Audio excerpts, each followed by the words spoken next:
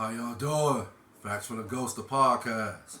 Today's segment is going to detail the Browns being victorious yesterday, 39-38 over the Indianapolis Colts.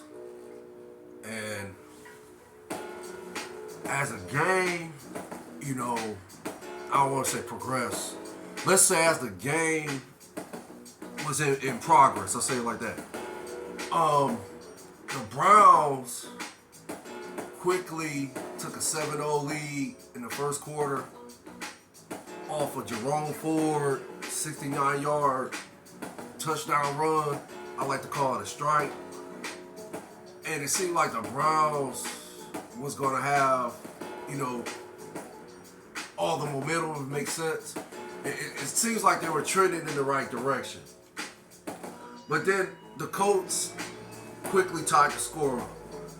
And it seemed like Garden, Minshew, and Josh Downs, the receiver, or should I say the quarterback, and the receiver, or should I say the players for the Indianapolis Colts, Garden Minshew being the quarterback and Josh Downs being the receiver. It seemed like them two had some type of connection going, and they made, I want to say maybe 2 or 3 huge chunk plays in the game that,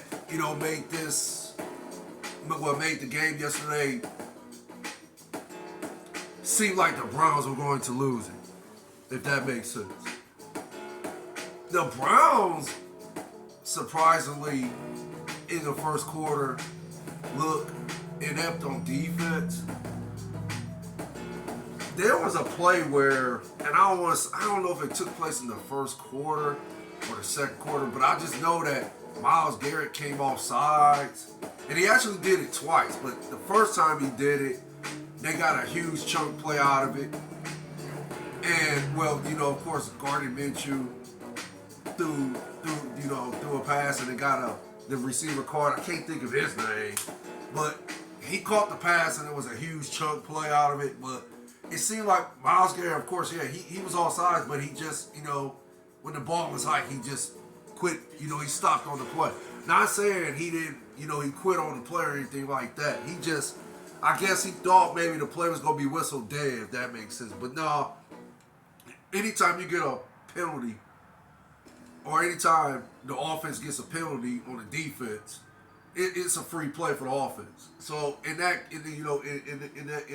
case yesterday, that's exactly what that was, and that's how Garden Minshew and that receiver, I can't think of. I want to say he was a tight end. Could be wrong about that. I can't think of his name, but they got a huge chunk play out of it, if that makes sense, because of the confusion Myles Garrett had when the penalty was where he was flagged for the penalty for offsides, if that makes sense.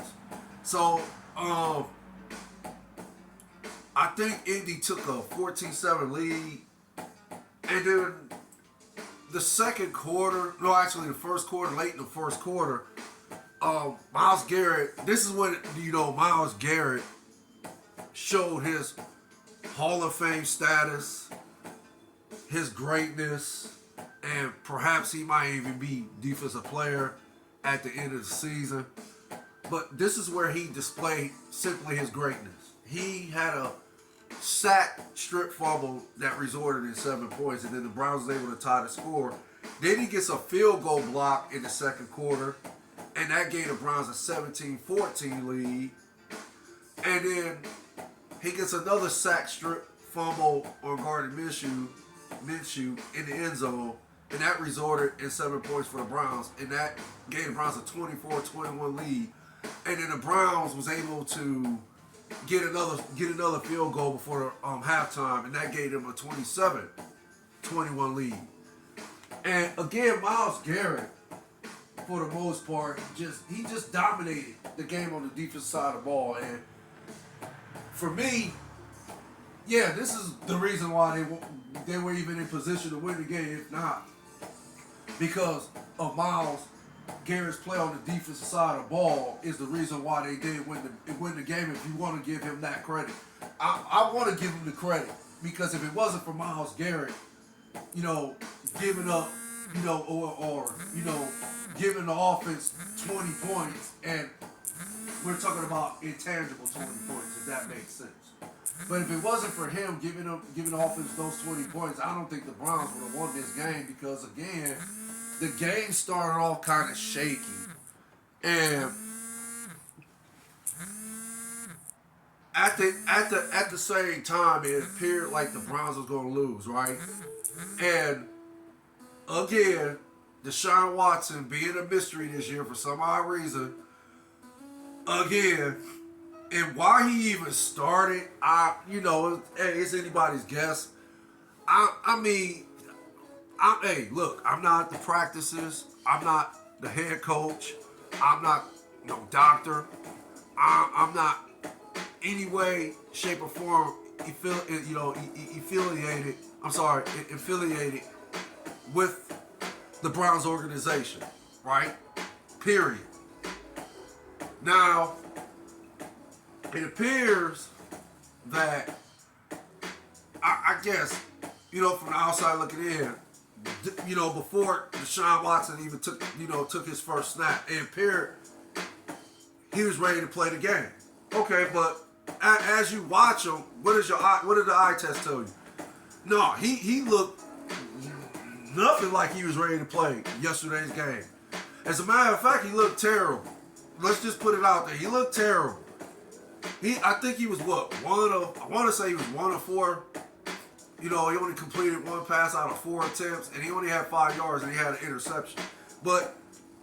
And you could say he had 2 interceptions, but okay, let's just say for the sake of it, he had an interception, and the one interception was terrible. It was terrible. It was. I don't even know why he threw the ball, but he had no kind of accuracy on the throw, or it just seems like he couldn't even get the pass at all downfield. That makes sense.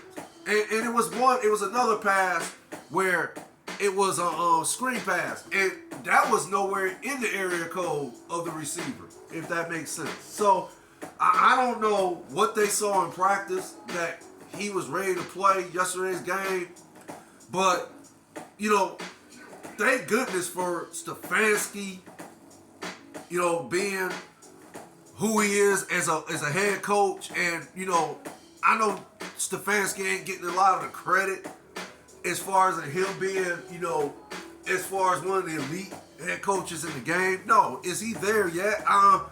No, but again, I've said this before. I like to think Kevin Stefanski is better than most of the head coaches, if not, on their level in the NFL. I'm not talking about the elite head coaches like Andy Reid, Bill Belichick. What's another one? What's that? Oh man, I'm getting stuck. Gosh, that's only 2 I can think of right now: Andy Reid and Bill Belichick. As far as in elite head coaches, I know there's more of them. I don't know. Maybe there ain't that many in the NFL, but I know I like to think there's more than just 2. More than just 2, which is Andy Reid and Bill Belichick. But yes, Stefanski, in my opinion, is, if not better, he's at least on the other head coaches' levels in the NFL. That makes sense. But yeah, he made the smart call. Just don't even play Watson in the game, because why would you put your team in position to, or why would you put your team in position to not have a chance of winning a football game if your quarterback is not ready to play, if that makes sense? So, yeah, why not put in P.J. Walker? They won last Sunday with P.J. Walker. And to me, P.J. Walker, is average at best game manager, if that makes sense. So why not go ahead and roll with P.J. Walker again? Well, what do you got to lose? At least P.J. Walker made enough plays last Sunday to where the Browns was in position to win that game, right? And that's why, in so many ways, they defeated the Niners last Sunday. Yeah, the Browns defense was the main, for the most part, was the reason why they defeated the Niners last Sunday. But P.J. Walker made some plays in that game to put them in position to, get that final field goal. And the Browns ended up winning the game 19-17. Okay, so why not roll with P.J. Walker? What do you got to lose? Exactly. So it seemed like, as soon as P.J. Walker was inserted in the game, the Browns started, moving the ball, if that makes sense. They started getting, some decent runs from Kareem Hunt. Kareem Hunt had 2 touchdowns yesterday. And, Ford was running the ball at, it's slightly above average until he injured his ankle. So, I mean, they was getting, the offense was moving. I mean, P.J. Walker wasn't, doing anything spectacular, but he was doing enough to move the, keep the ball moving on offense. So, I mean, I think that was a great call by Stefanski not to, to just sit Deshaun Watson the rest of the game and not, as Kevin Stefanski stated in his press conference yesterday that he didn't want to put Deshaun Watson in a position where he was going to, further do more damage to the shoulder injury he currently has, if that makes sense. So that's a great call by Stefanski to, keep Deshaun Watson on the sidelines and insert P.J. Walker. So again, as the game progressed, again, Garrett was just basically, he was unstoppable. He was an unstoppable juggernaut. And he had, what was that? He had two sacks, he had 2 sacks, 2 sack fumbles, again, that resulted in points for the Browns.